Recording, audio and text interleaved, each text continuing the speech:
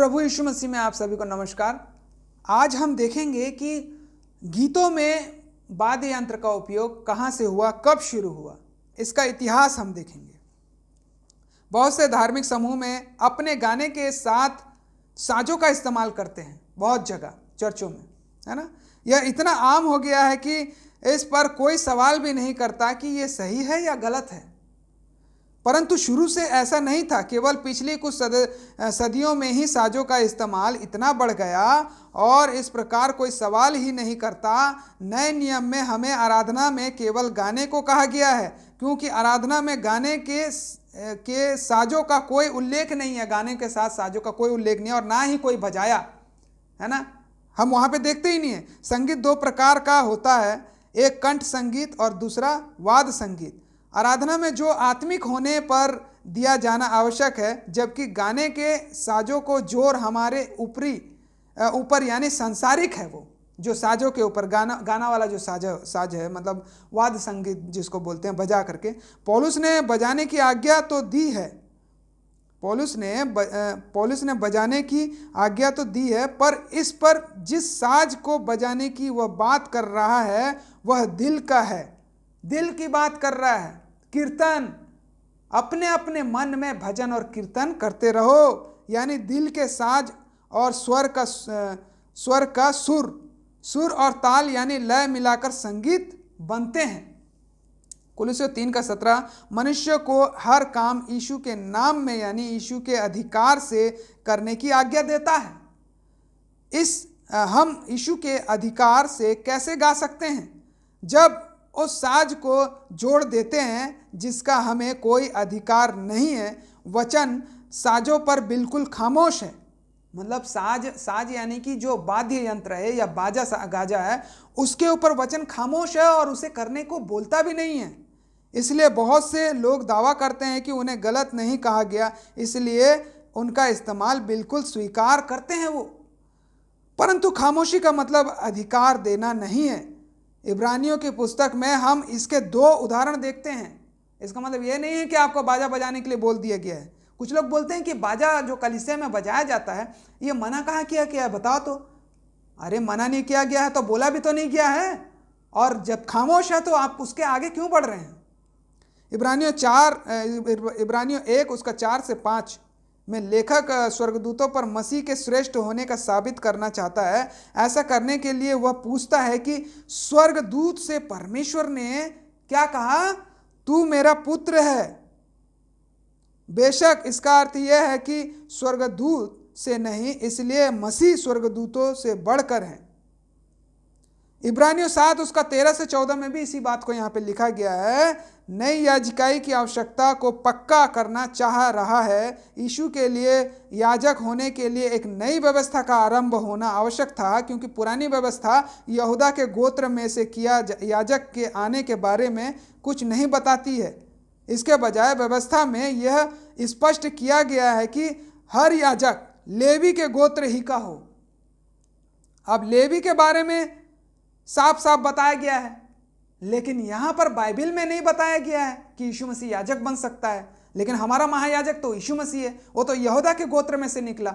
तो भाई लेवी के गोत्र में से जो निकलता है उसको बोला गया है याजक बनने के लिए, लेकिन यीशु मसीह कैसे याजक बन सकता है जब वो यहूदा के गोत्र से निकला? तो यही बात को वहाँ नहीं लिखा गया है। तो इसका मतलब ये नहीं है, इसलिए अन्य सभी गोत्रों की बात खुद ब खुद खारिज हो जाती है जब परमेश्वर ने चेंज कर दिया, प्रभु यीशु मसीह ने चेंज कर दिया।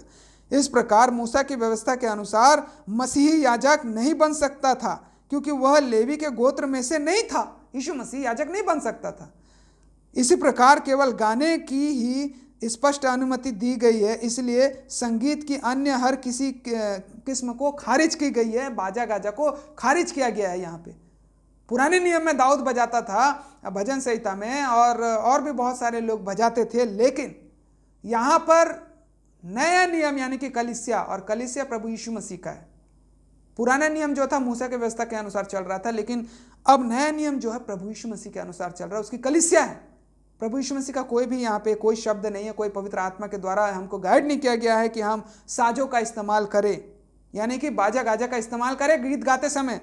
अन्य शब्दों में साजों के इस्तेमाल की हमें कोई अनुमति नहीं है। मसीहत के पूरे इतिहास में साजों का बार बार विरोध किया गया है। पूरा मसीही समाज में, मसीही समूह में कलीसिया के बड़े बड़े बुजुर्ग बार बार अपनी आराधना में साजों के मिलाए जाने पर विरोध करते रहे हैं। आराधना में पहली बार ऑर्गन यानी साज 7वीं सदी के अंत में लाया गया माना जाता है। उतना समय लाया गया था 7वीं सदी में। यहूदी लोग मंदिर में की जाने वाली अपनी आराधना में साजों का इस्तेमाल करते थे। ठीक है, उतना समय यहूदी लोग करते थे यरूशलेम के मंदिर में, यहूदी लोग, मसीह लोग नहीं। और यूनानी लोग मसीहों की पूजा करने में उनका इस्तेमाल करते थे। यूनानी लोग जो है मूर्तियों का पूजा करने में, बाजा गाजा बजाने में इस्तेमाल करते थे, मूर्तियों का पूजा करने में। इसलिए बहुत संभावना यह है कि आरंभिक मसीही साजों से परिचित होंगे। इसके इस्तेमाल में उन्हें कोई दिक्कत नहीं होगी, परंतु फिर भी व्यवहारिक रूप में हर कोई यह मानता है कि आरंभिक कलीसिया अपनी धार्मिक आराधना साजों का इस्तेमाल नहीं करती थी। अगर वो मिला भी लेते तो कोई प्रॉब्लम नहीं होता, लेकिन आज्ञा भी नहीं है और मना भी नहीं किया गया है, यहाँ बताया भी नहीं गया है, तो ना उस आज्ञा के अनुसार बढ़ करके हम करें, है ना। इसके अलावा आधुनिक डिनोमिनेशन के अधिकतर जो संस्थापकों हैं उन्होंने भी साजों का इस्तेमाल का विरोध किया। इन कुछ उदाहरणों को देखें। जैसे कौन कौन से उदाहरण हैं जो साजों का इस्तेमाल किए, जो बाजा गाजा का इस्तेमाल किए कि कलीसिया में बाजा गाजा नहीं बजना चाहिए गीत गाते समय, आराधना करते समय। मार्टिन लूथर ने किया। परमेश्वर की आराधना में ऑर्गन का प्रतीक वो उसने मना किया, है ना। उदाहरण को देखें हम, उसने विरोध किया, मार्टिन लूथर प्रोटेस्ट किया।